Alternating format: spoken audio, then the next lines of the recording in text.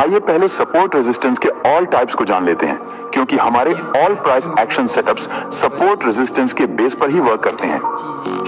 Support और resistance level मुख्य रूप से 4 प्रकार के होते हैं। पहला है price rejection from any point, यानी कि जब प्राइस किसी एक पॉइंट से रिजेक्ट हुआ होता है तो ये हमारा रेजिस्टेंस लेवल की तरह काम करता है, और जब इसका ब्रेकआउट हो जाता है तो ये सपोर्ट लेवल की तरह काम करने लगता है। दूसरा है any PSY level. PSY level को हम साइकोलॉजिकल लेवल कहते हैं। साइकोलॉजिकल लेवल्स 500 और 1000 लेवल्स होते हैं। उदाहरण के लिए जैसे बैंक निफ्टी में इस तरह से लेवल्स होते हैं, तो यह 49,000, 49,500, 50,000, 50,500, इस तरह के जो लेवल्स होते हैं उन्हें हम PSY लेवल कहते हैं, जो कि एक स्ट्रॉन्ग सपोर्ट और रेजिस्टेंस के जैसे काम करते हैं। तीसरे प्रकार का जो हमारा सपोर्ट रेजिस्टेंस होता है वह है प्रीवियस डे क्लोजिंग। इसका मतलब है कि पिछले दिन मार्केट जिस पॉइंट पर क्लोजिंग किया हुआ होता है वह हमारा एक स्ट्रॉन्ग सपोर्ट और रेजिस्टेंस के जैसे काम करता है। जैसे मान लीजिए कि कल प्राइस इस तरह से पूरे दिन मूवमेंट किया और उसके बाद मार्केट यहाँ पर क्लोजिंग कर दिया था। अब मान लीजिए आज मार्केट ओपन होता है और इस प्रीवियस डे क्लोजिंग के पास आता है, तो प्राइस के बहुत हाई चांस रहते हैं कि यहाँ से बाउंस कर जाए, क्योंकि प्रीवियस डे की क्लोजिंग एक स्ट्रॉन्ग सपोर्ट और रेजिस्टेंस के जैसे काम करता है। चौथे प्रकार का जो सपोर्ट और रेजिस्टेंस होता है वह है टुडे की ओपनिंग, यानी कि आज के दिन की ओपनिंग। जैसे मान लीजिए आज मार्केट इस पॉइंट से ओपन होता है और यहाँ से अपसाइड जाता है और उसके बाद फिर से प्राइस डाउनसाइड आने लगता है। तो जब प्राइस आज के इस ओपनिंग पॉइंट के पास पहुंचेगा तो प्राइस के हाई चांस रहेंगे कि प्राइस इस ओपनिंग पॉइंट से रिजेक्ट हो जाए, क्योंकि आज की ओपनिंग जो होती है वह भी एक स्ट्रॉन्ग सपोर्ट और रेजिस्टेंस के जैसे काम करती है। मुझे उम्मीद है कि अब आपको यह अच्छे से समझ आ गया होगा कि सपोर्ट और रेजिस्टेंस कितने प्रकार के होते हैं। अब आइए हम उन सभी प्राइस एक्शन सेटअप्स को एक एक करके समझ लेते हैं। हमारा सबसे पहला high quality price action setup है ए रीटेस्ट बिफोर ब्रेकआउट या ब्रेकडाउन। इस सेटअप में सबसे पहले आपको एक सपोर्ट या रेसिस्टेंस को मार्क करके रखना है। जैसे मान लीजिए यहाँ पर एक रेसिस्टेंस लेवल है, हम यहाँ पर एक रेसिस्टेंस लेवल मार्क कर रहे हैं। अब हमें देखना है कि जब प्राइस इस तरह से इस रेसिस्टेंस लेवल के पास आता है और इस रेसिस्टेंस लेवल को ब्रेकआउट करने से पहले एक रिट्रेस दे देता है, और उसके बाद जब प्राइस इस रेसिस्टेंस लेवल को ब्रेकआउट करता है तो हम यहाँ से बाइंग साइड का ट्रेड प्लान कर सकते हैं। क्योंकि जैसा कि मैंने आप लोगों को बहुत अच्छे तरीके से बताया हुआ है कि मार्केट हमेशा लिक्विडिटी यानी कि स्टॉप लॉस को फॉलो करता है। जिस साइड मार्केट में ज्यादा फ्रेश स्टॉप लॉस होते हैं मार्केट उसी साइड मूव करता है। तो यहाँ पर भी अगर आप चार्ट की साइकोलॉजी को समझेंगे तो आपको पता चलेगा कि जब मार्केट यहाँ से अपसाइड आने लगता है तो बहुत सारे लोग यहाँ कहीं से बाइंग किए हुए होते हैं। उसके बाद जब प्राइस इस रेसिस्टेंस लेवल के पास आता है तो जितने भी लोग यहाँ कहीं पे बाइंग किए हुए होते हैं वो लोग अपने प्रॉफिट को बुक करने लगते हैं, क्योंकि वो लोग सोचते हैं कि प्राइस अपने रेसिस्टेंस लेवल के पास आया हुआ है, उन्हें यहाँ पर अपने प्रॉफिट को बुक कर लेना चाहिए, नहीं तो प्राइस इस रेसिस्टेंस लेवल से रिवर्स हो जाएगा तो उनका प्रॉफिट लॉस में बदल जाएगा। यही सोचकर जितने भी लोग यहाँ कहीं पर बाइंग किए हुए होते हैं वो लोग अपने प्रॉफिट को बुक कर लेते हैं। जब ये लोग अपने प्रॉफिट को बुक करते हैं तो यहाँ पर हैवी प्रॉफिट बुकिंग की वजह से 1 से 2 रेड कैंडल्स बन जाती हैं। अब बहुत सारे रिटेलर्स यहाँ पर रेड कैंडल्स को देखते हैं तो वो लोग सोचते हैं कि प्राइस इस रेसिस्टेंस लेवल से रिवर्स हो रहा है, उन्हें यहाँ पर सेल कर देना चाहिए।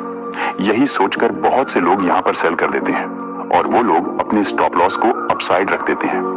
अब इस समय मार्केट में अपसाइड ज्यादा फ्रेश स्टॉप लॉस लगे हुए होते हैं, यानी कि इस समय मार्केट में सेलर्स के ज्यादा स्टॉप लॉस लगे हुए हैं और बायर्स के स्टॉप लॉस नहीं बचे हुए हैं, क्योंकि बायर्स तो पहले ही अपना प्रॉफिट बुक कर चुके हैं। इस समय मार्केट में सेलर्स के ज्यादा फ्रेश स्टॉप लॉस लगे हुए हैं, इसलिए इस कंडीशन में प्राइस के हाई चांस रहते हैं कि प्राइस अपसाइड जाए।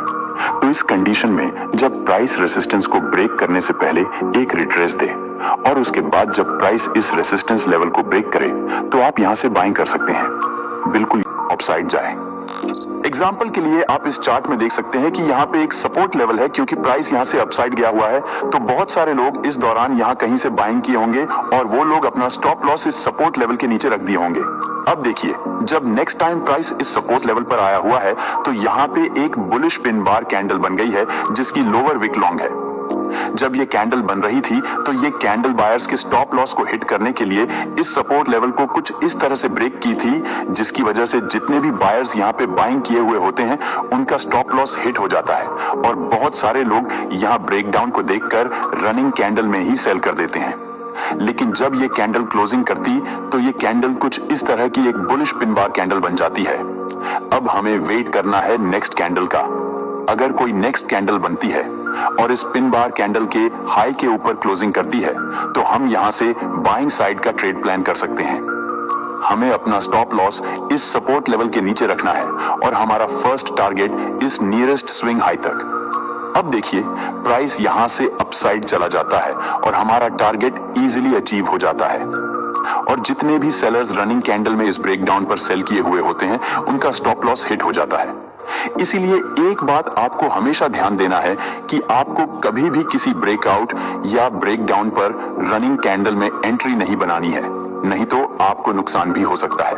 हमारा तीसरा high quality price action setup है ब्रेकआउट या ब्रेकडाउन विद पावरफुल मूव। इसमें आपको देखना है, जैसे मान लीजिए यहाँ पर एक रेसिस्टेंस लेवल है, प्राइस इस रेसिस्टेंस लेवल पर कुछ इस तरह से लगातार ग्रीन कैंडल्स बनाते हुए जाता है और इस रेसिस्टेंस लेवल को ब्रेकआउट कर देता है। इस कंडीशन में आपको इस ब्रेकआउट को ट्रेड नहीं करना है, आपको इस ब्रेकआउट ट्रेड को इग्नोर करना है, क्योंकि ऐसी कंडीशन में इस ब्रेकआउट के फेल होने का चांस बहुत ज्यादा रहता है। इस कंडीशन में आपको रिवर्सल ट्रेड प्लान करना है, क्योंकि जब प्राइस इस तरह से पावरफुल मोमेंटम के साथ किसी सपोर्ट या रेसिस्टेंस लेवल को ब्रेक करता है तो बहुत सारे रिटेलर्स यहाँ पर मल्टीपल ग्रीन कैंडल्स को देखकर सोचते हैं कि मार्केट बुलिश हो गया है और तेजी से अपसाइड जाने लगा है।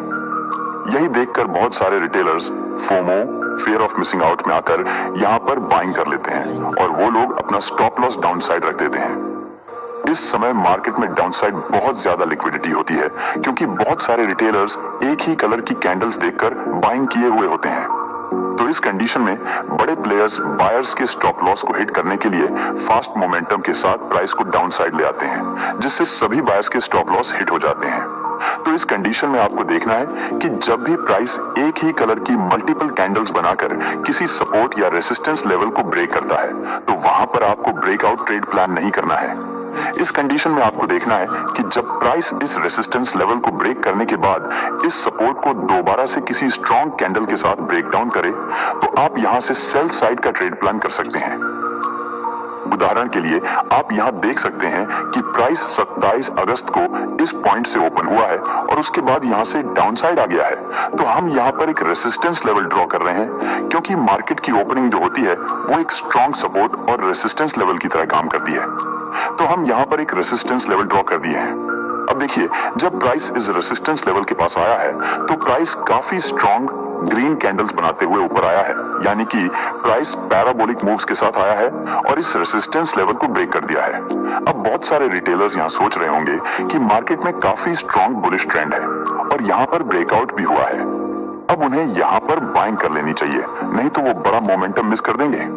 यही सोचकर बहुत सारे रिटेलर्स यहाँ इस ब्रेकआउट पर बाइंग कर लेते हैं और वो अपना स्टॉप लॉस डाउन साइड रख देते हैं। लेकिन हमें इस ब्रेकआउट पर बाइंग साइड का ट्रेड प्लान नहीं करना है, क्योंकि यहाँ पर प्राइस पैराबोलिक मूव्स के साथ इस रेसिस्टेंस लेवल को ब्रेक किया है।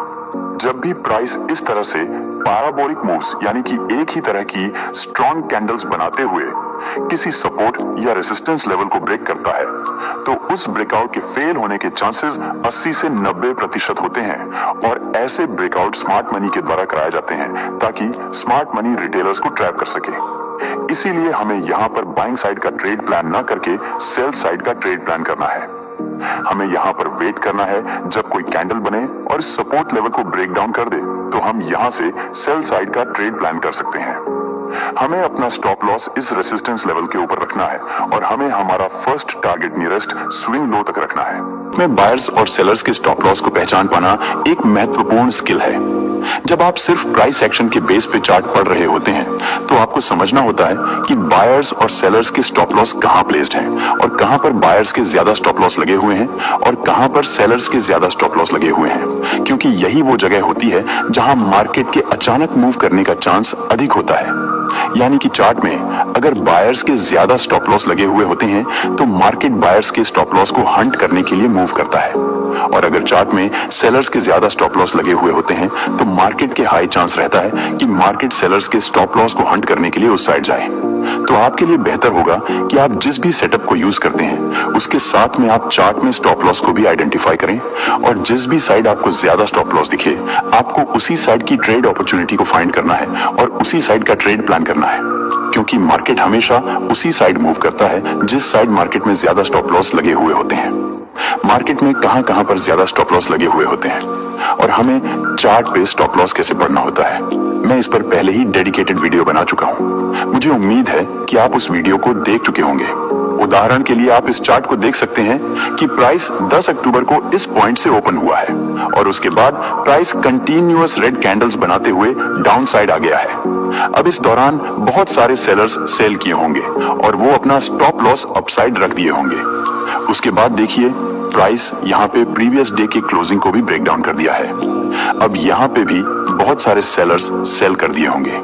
अब देखिए प्राइस इस पॉइंट से रिजेक्ट हुआ है और एक ही कैंडल में सभी सेलर्स के स्टॉप लॉस को हंट करते हुए अपसाइड चला गया है और सभी सेलर्स को मार्केट से बाहर कर दिया है। जब प्राइस यहाँ से अपसाइड गया था तो इस दौरान बहुत सारे बायर्स भी बाइंग किए होंगे और वो अपने स्टॉप लॉस डाउन साइड रख दिए होंगे।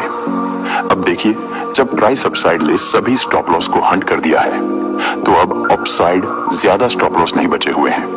तो देखिए प्राइस बायर्स के स्टॉप लॉस को हंट करने डाउन साइड आ गया है और सभी बायर्स को मार्केट से बाहर कर दिया है। अब देखिए प्राइस इस डिमांड जोन पर दोबारा से स्ट्रॉन्ग ग्रीन कैंडल्स बनाने लगा है। अब यहाँ पे बहुत सारे रिटेलर्स सोचते हैं कि प्राइस इस डिमांड जोन से दोबारा से अपसाइड जाने वाला है, उन्हें यहाँ पे बाइंग कर लेनी चाहिए। ये देखकर जब बहुत सारे रिटेलर्स यहाँ पे बाइंग कर लेते हैं और वो अपना स्टॉप लॉस डाउन साइड रखते हैं तो देखिए प्राइस यहाँ से थोड़ा सा ऊपर जाता है और उसके बाद डाउन साइड आ जाता है, जिसकी वजह से फिर से सभी बायर्स ट्रैप हो जाते हैं। अब देखिए जब प्राइस अपने डिमांड जोन पर आता है तो और यहाँ से रिजेक्ट होकर दोबारा से अपसाइड जाने लगता है, तो अब बहुत सारे रिटेलर्स सोचते हैं कि price double bottom chart pattern बना रहा है और प्राइस अपने नेकलाइन को ब्रेकआउट कर दिया है। अब बहुत सारे रिटेलर्स यही देखकर यहाँ से बाइंग कर लेते हैं और वो अपना स्टॉप लॉस डाउन साइड रख देते हैं।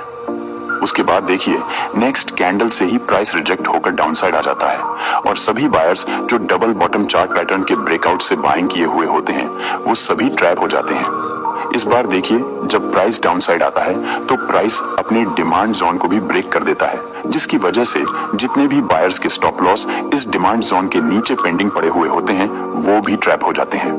अब उस डिमांड जोन को देखकर बहुत सारे रिटेलर्स सेल कर देते हैं और वो अपना स्टॉप लॉस अपसाइड रखते हैं। अब देखिए प्राइस यहाँ से फिर से अपसाइड चला जाता है और सेलर्स के स्टॉप लॉस को हंट करके यहाँ पे मार्केट की क्लोजिंग कर देता है।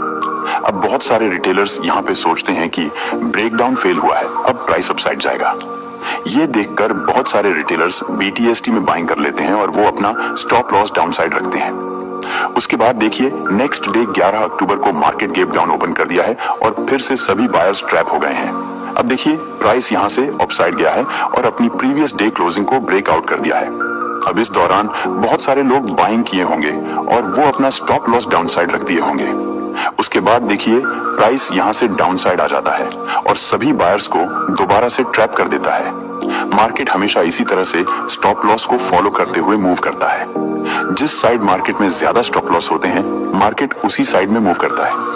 ऐसा 10 में से 1 या 2 बार ही होता है कि मार्केट स्टॉप लॉस को फॉलो ना करे। ऐसा तभी होता है जब मार्केट में कोई बड़ी न्यूज या इवेंट होते हैं।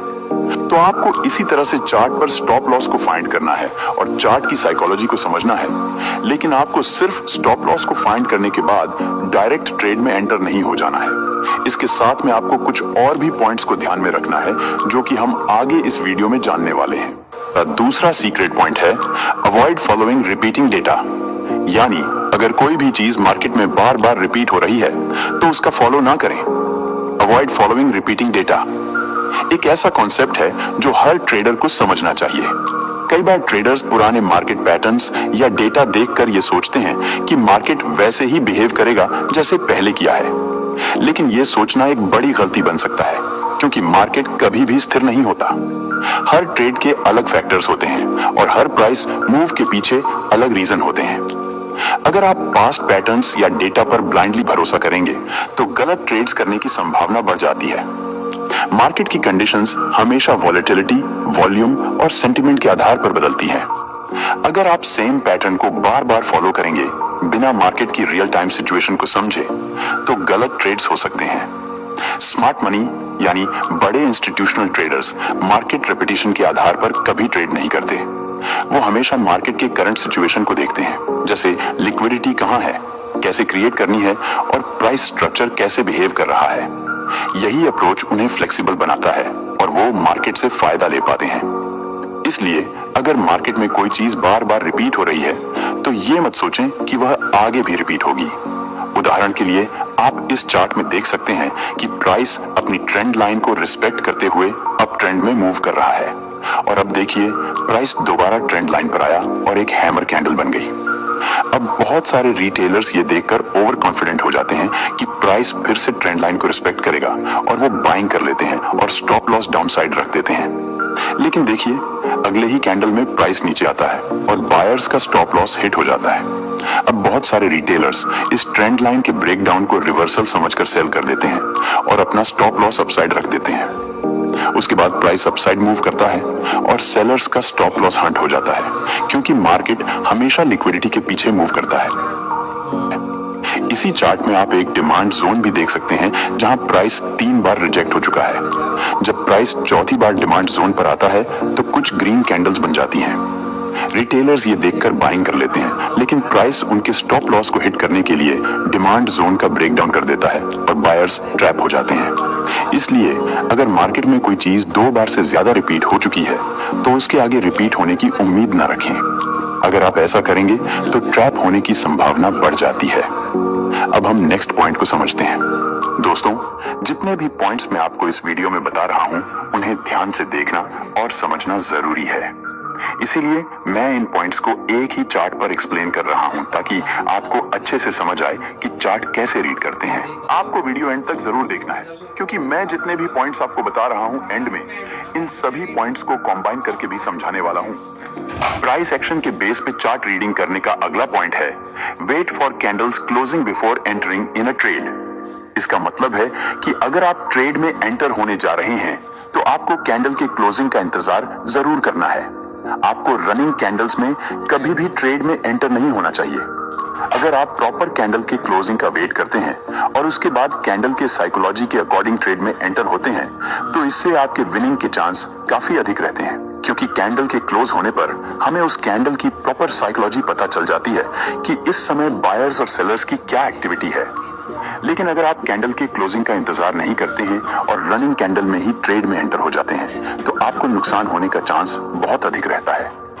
उदाहरण के लिए आप इसी चार्ट में देख सकते हैं कि प्राइस यहाँ पे एक डबल बॉटम चार्ट पैटर्न बना रहा है। अब सभी रिटेलर्स को यही पता होता है कि जब price double bottom chart pattern बनाता है तो वहां पे हमें नेकलाइन के ब्रेकआउट का वेट करना होता है। अब देखिए प्राइस यहाँ पे इस कैंडल से इस नेकलाइन का ब्रेकआउट देता है। अब बहुत सारे रिटेलर्स यहाँ पे रनिंग कैंडल में ही बाइंग कर लेते हैं क्योंकि वो सोचते हैं कि डबल बॉटम चार्ट पैटर्न बना है और अब प्राइस अपसाइड जाएगा। लेकिन जब ये कैंडल क्लोजिंग करती है तो ये एक बेरिश पिन बार कैंडल बन जाती है जिसका मतलब होता है कि इस समय प्राइस में बहुत ज्यादा सेलिंग प्रेशर देखने को मिल रहा है। अब देखिए प्राइस यहाँ से डाउन साइड आ गया है और जितने चार्ट रीड करने का हमारा चौथा पॉइंट है आइडेंटिफाई द करंट ट्रेंड। यह पॉइंट सबसे ज्यादा इंपॉर्टेंट है क्योंकि मार्केट का ट्रेंड ही सब कुछ होता है और हमें हमेशा ट्रेंड को ही फॉलो करते हुए ट्रेड प्लान करना है। जब भी आपको ट्रेड करने हो तो वहां पे आपको सबसे पहले यह देखना है कि इस समय मार्केट का ट्रेंड क्या चल रहा है। अगर मार्केट का ट्रेंड बुलिश है तो आपको बाइंग साइड का ट्रेड प्लान करना है और अगर मार्केट का ट्रेंड बियरिश है तो आपको सेल साइड का ट्रेड प्लान करना है।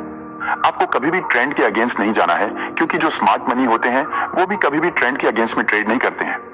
उन्हें पता है कि अगर वो मार्केट को ट्रेंड के अगेंस्ट ले जाना चाहेंगे तो भी नहीं ले पाएंगे क्योंकि ट्रेंड के अगेंस्ट में मार्केट को मैनिपुलेट करना बहुत हार्ड होता है और इसके लिए स्मार्ट मनी को बहुत ज्यादा पैसे लगाना पड़ता है। इसलिए मैं आप लोगों को कह रहा हूं कि आपको हमेशा ट्रेंड के साथ ही चलना है। आपको कभी भी ट्रेंड के अगेंस्ट में ट्रेड नहीं करना है। जैसा कि आप इस चार्ट में भी देख सकते हैं कि प्राइस यहां पर डाउन ट्रेंड में मूव किया हुआ है और इस दौरान जितने भी रिटेलर्स ट्रेंड को आइडेंटिफाई किए बिना ट्रेंड के अगेंस्ट में इन पॉइंट्स से बाइंग करने की कोशिश की है, मार्केट उन्हें ट्रैप कर दिया है। मैं इस वीडियो में जितने भी पॉइंट्स आप लोगों को बता रहा हूं वो चारों पॉइंट्स इसी चार्ट में हमें देखने को मिल रहे हैं। पहला है स्टॉप लॉस। जैसा कि मैंने वीडियो के स्टार्टिंग में ही इस चार्ट को अच्छे से एक्सप्लेन किया कि मार्केट कैसे स्टॉप लॉस को फॉलो करते हुए मूव किया है और रॉन्ग ट्रेड लेने वाले रिटेलर्स को कैसे ट्रैप किया है। दूसरा पॉइंट था हमारा कि हमें मार्केट में उन चीजों को इग्नोर करना है जो चीजें मार्केट में 2 बार से अधिक हो चुकी हैं, क्योंकि अगर हम रिपीट हो रही चीज करेगी तो इससे हमारा नुकसान होने का चांस अधिक रहेगा। जैसा कि यहाँ पर प्राइस इस डिमांड जोन पर आ रहा है, प्राइस बार बार इस डिमांड जोन से रिजेक्ट हुआ है, लेकिन इस बार प्राइस ने इस डिमांड जोन को ब्रेक डाउन कर दिया है, जिसकी वजह से जितने भी रिटेलर्स पुराने डेटा को देखकर यहां से बाइंग किए होंगे कि प्राइस दोबारा से यहां से रिजेक्ट होगा, उनका स्टॉप लॉस हिट हो गया है। तीसरा पॉइंट है कैंडल्स क्लोजिंग। मैंने आपको तीसरे पॉइंट में बताया था कि कैंडल की क्लोजिंग सबसे ज्यादा इंपॉर्टेंट होती है, क्योंकि जब कोई भी कैंडल क्लोजिंग हो जाती है तभी हमें एग्जैक्ट पता चलता है कि इस कैंडल के फॉर्मेशन के दौरान क्या साइकोलॉजी रही है और आगे प्राइस में क्या मूव हो सकता है। जैसा कि यहाँ देखिए, जितने भी लोग इस डबल बॉटम पैटर्न के नेक लाइन के ब्रेकआउट पर रनिंग कैंडल में बाइंग किए हुए थे, उनका स्टॉप लॉस हिट हो गया होगा। अगर वो लोग एंट्री बनाने से पहले इस कैंडल के क्लोजिंग का वेट किए होते तो उन्हें नुकसान नहीं होता, क्योंकि उन्हें पता चल जाता कि इस कैंडल की अपर विक लॉन्ग है, जिसका मतलब होता है कि इस समय बाइंग साइड के ट्रेड को इग्नोर करना है और हमें ट्रेंड के अगेंस्ट में ट्रेड नहीं करना है। चौथा पॉइंट, मैंने आपको अभी बताया कि आपको कभी भी ट्रेंड के अगेंस्ट में ट्रेड नहीं करना है, आपको हमेशा ट्रेंड के साइड का ही ट्रेड प्लान करना है। जैसा कि इसी चार्ट में आप देख सकते हैं कि प्राइस डाउन ट्रेंड में मूव कर रहा है। अगर आप मार्केट के ट्रेंड को आइडेंटिफाई कर लेते कि इस समय मार्केट डाउन ट्रेंड में मूव कर रहा है और हमें बाइंग साइड का ट्रेड प्लान नहीं करना है, तो आप ना तो इन पॉइंट्स से बाइंग करते और ना ही आप इस ब्रेकआउट पर बाइंग करते, जिससे आपको नुकसान नहीं होता। अगर आप यहाँ पर ट्रेंड को आइडेंटिफाई करके ट्रेड प्लान करते तो आप सिर्फ यहाँ पर सेल साइड का ट्रेड प्लान करते। आप यहाँ पर फेयर गैप देखकर सेल करते, आप इस फेयर वैल्यू गैप देखकर सेल करते, आप इस रेसिस्टेंस लेवल पर पिन बार कैंडल देखकर सेल करते और आप इस डिमांड जोन पर लोअर हाई की फॉर्मेशन देखकर सेल साइड का ही ट्रेड प्लान करते।